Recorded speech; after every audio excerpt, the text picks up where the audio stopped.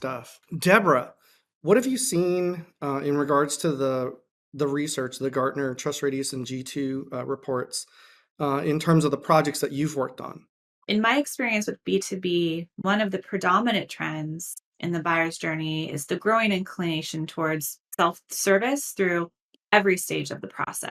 We're seeing that buyers are dedicating extensive time to online exploration, gathering information on products, services, pricing, reviews, vendor reputation through multiple sources. So by the time that they initiate direct communication, they are often well informed about a vendor, their offerings, and even the features and requirements that they need. One notable challenge we've encountered with our B2B clients is the reluctance to display pricing on their websites. And the issue is that our research has shown that buyers increasingly want easily and accessible and transparent pricing information. That was mentioned in the reports. Many look for that during their initial research, and the absence of this information can cause delays in the buying journey or even result in elimination from consideration.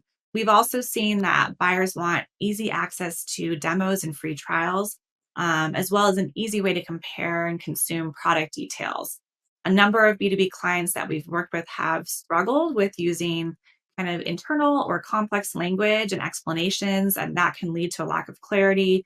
Buyers ultimately want to quickly ascertain if a solution can solve their problem, fits in their budget, works with their systems, is easy to use, and can also grow and scale with their business.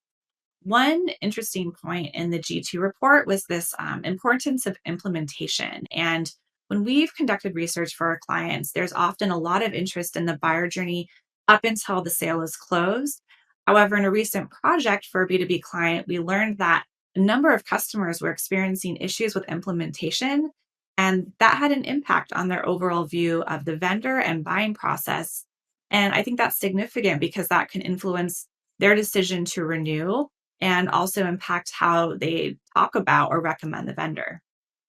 Deborah and I have worked on a lot of the same projects, so we've seen the same things.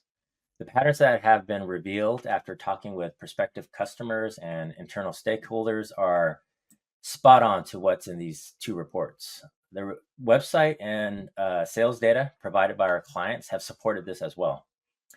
Since Deborah spoke to the changing behaviors of prospective customers, I'm going to speak to 4 observations of our overall engagements with our B2B clients. So the first one is teams are having trouble figuring out where to start.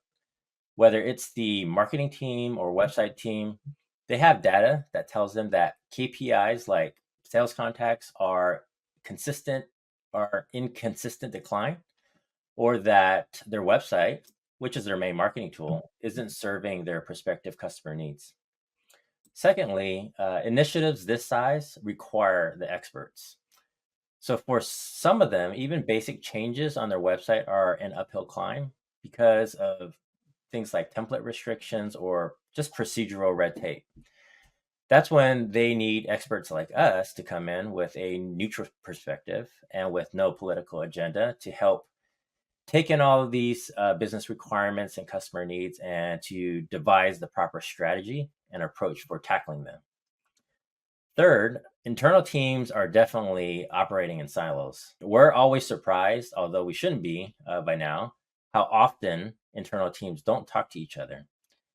They often share the same common goals, but don't have the processes in place to communicate on the activities and insights that each are working on that could be beneficial to all that are involved.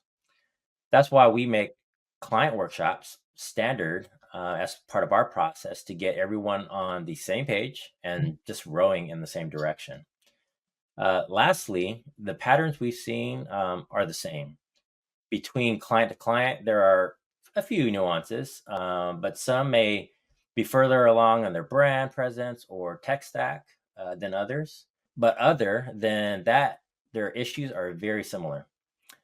With some clients, we're only providing our recommendations, which are rooted in research, while others, we're providing that plus an entire envisioning experience, which is essentially a redesign of their website buyer journeys with our recommendations integrated. for their internal teams to actually take in and implement themselves. It's interesting when you think about where that friction lies in the process, and oftentimes in an enterprise organization or sales organization, it even comes down to attribution of the lead and the sale.